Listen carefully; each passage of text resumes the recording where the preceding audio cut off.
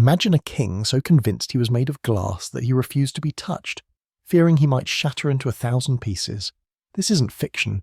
This is the true story of Charles VI of France. Before we dive into this fascinating tale, drop a comment below and let me know where in the world you're watching from. And if you enjoy these deep dives into history's most intriguing stories, hit that subscribe button and give this video a like. It really helps the channel. In 1380, when Charles VI ascended to the French throne at just 11 years old, the kingdom held great promise. Here was a young monarch who showed genuine intelligence and capability. The early signs were encouraging. He demonstrated wisdom beyond his years and seemed destined to lead France into a golden age. But by his early 20s, those closest to the king began noticing troubling changes. Charles would experience sudden mood shifts, moments of confusion that seemed to come from nowhere. What started as occasional episodes of strange behaviour gradually intensified, leaving the royal court increasingly concerned about their sovereign's mental state.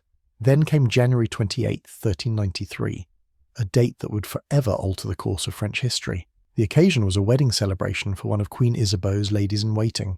The court had planned an elaborate masked ball, complete with entertainment that would captivate the nobility. Charles VI, always eager to participate in court festivities, decided to join a theatrical performance alongside 5 other men.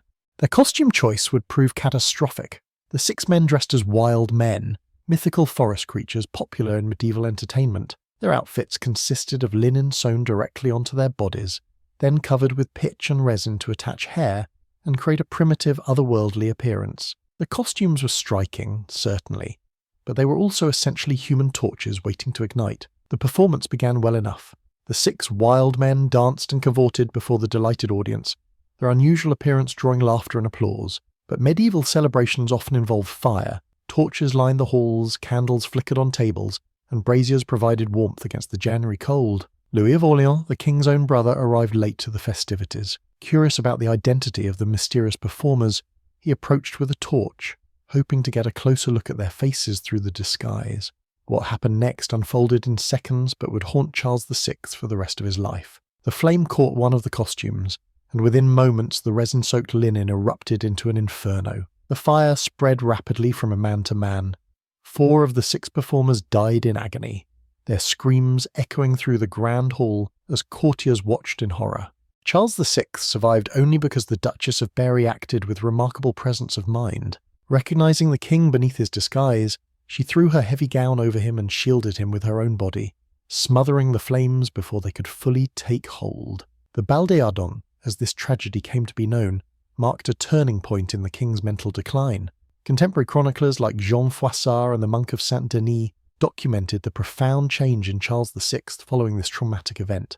The man who had narrowly escaped being burned alive now lived with a constant awareness of his own physical vulnerability. The trauma manifested in ways that initially seemed like natural reactions to such a horrific experience. The king became increasingly paranoid and suspicious of those around him. He experienced vivid nightmares and periods of deep melancholy, but these symptoms were only the beginning of something far more complex and devastating.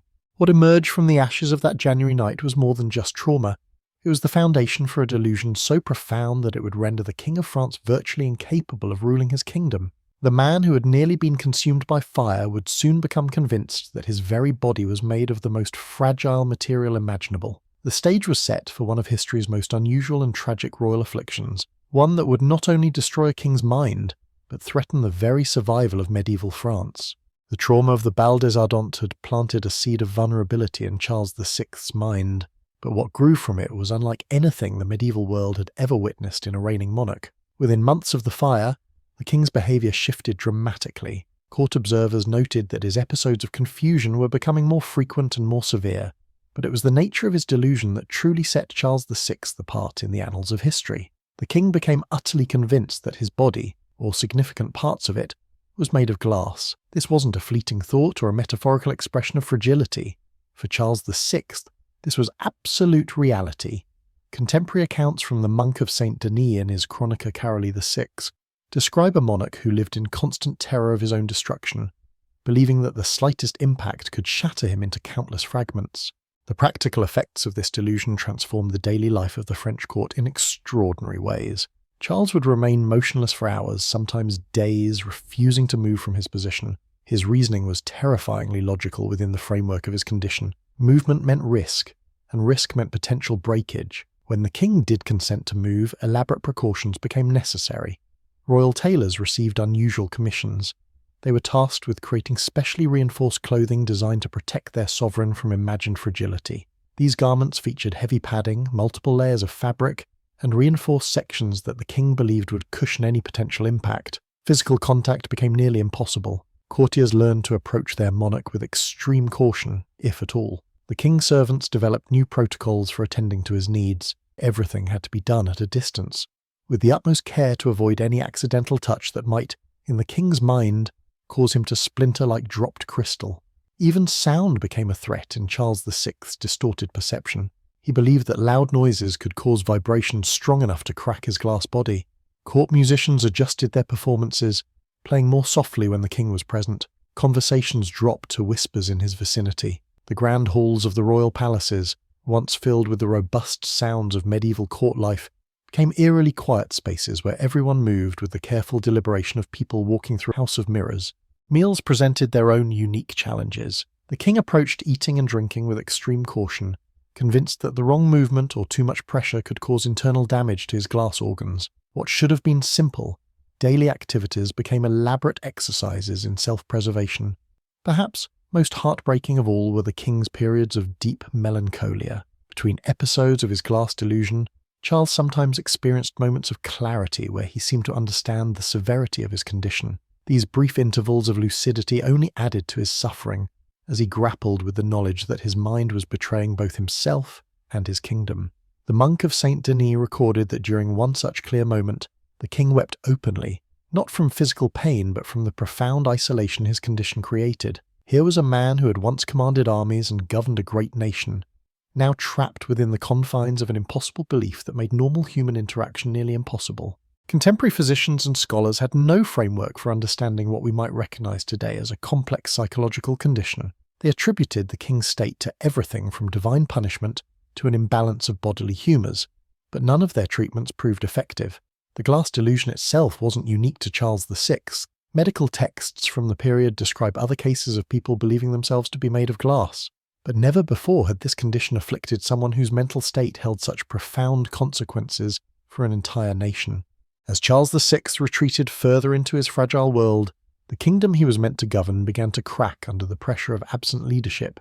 The once mighty France was about to discover just how devastating the perceived fragility of one man could become when that man wore the crown. The stage was set for political chaos that would make the king's personal suffering pale in comparison to the national catastrophe about to unfold. With Charles VI trapped in his world of glass and silence, France found itself facing a crisis unlike any in its history.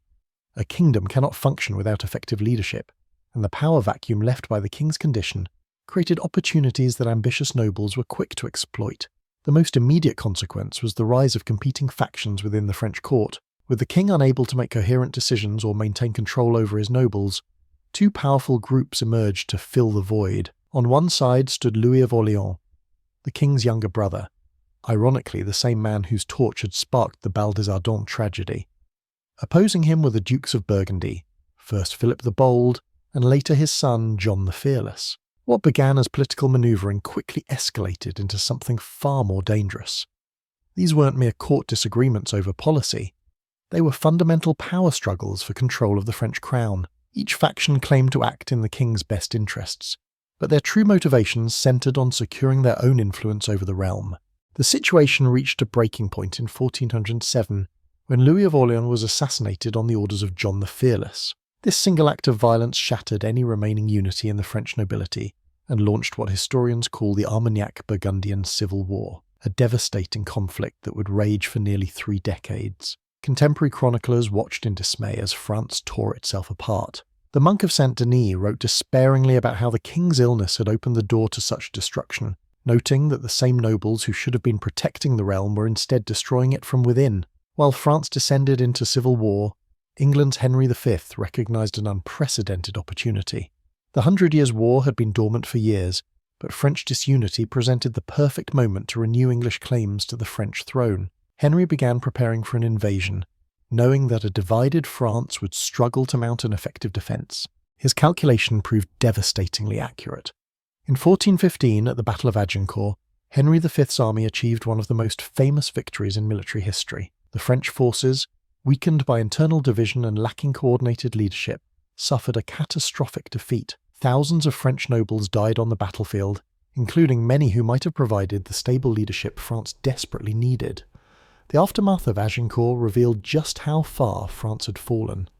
The kingdom that had once been Europe's dominant power now found itself at the mercy of a much smaller English force.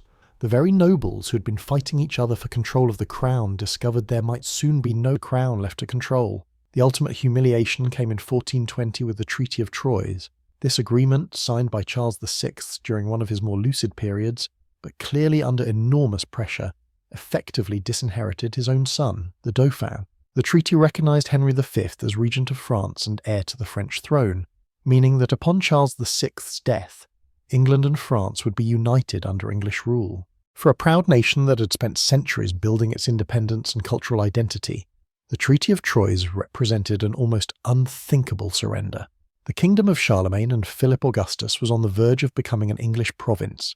The direct line from Charles VI's glass delusion to this national catastrophe is impossible to ignore. Had the king maintained his mental health, France would have had the strong centralised leadership necessary to prevent the Civil War. Without the Civil War, the English invasion would have faced a united French response. Without the devastating defeat at Agincourt, France would never have been forced to accept such humiliating terms. In the end, the fragility that Charles VI perceived in his own glass body became the fragility of his entire kingdom.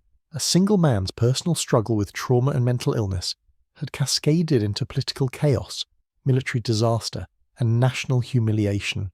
The story of Charles VI offers us a striking example of how individual suffering can have far-reaching historical consequences. This isn't to blame Charles VI for circumstances beyond his control. Mental health conditions are not choices, and the king deserves our compassion, not judgment.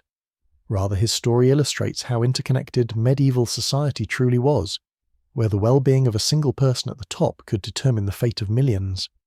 It also highlights the importance of institutional stability. Modern democratic systems, with their checks and balances, are designed specifically to prevent this kind of catastrophic dependence on one individual's mental state. The medieval French monarchy, for all its grandeur, proved tragically vulnerable when its central figure could no longer function. Perhaps most importantly, Charles VI's story reminds us that behind every great historical event are real human beings dealing with very human struggles. The treaties and battles that fill our history books often have their origins in personal tragedies that deserve our understanding and respect. Thank you so much for joining me on this journey through one of history's most fascinating and tragic stories. If you found Charles VI's tale as compelling as I did, and you haven't subscribed yet, please consider hitting that subscribe button. It really means the world to me and helps bring more stories like this to light. I'd love to hear your thoughts on this incredible piece of history in the comments below. What struck you most about Charles VI's story? The personal tragedy, the political consequences, or perhaps the way it all connects to our modern understanding of mental health? Until next time, keep exploring the amazing stories that history has to offer. Thanks for watching.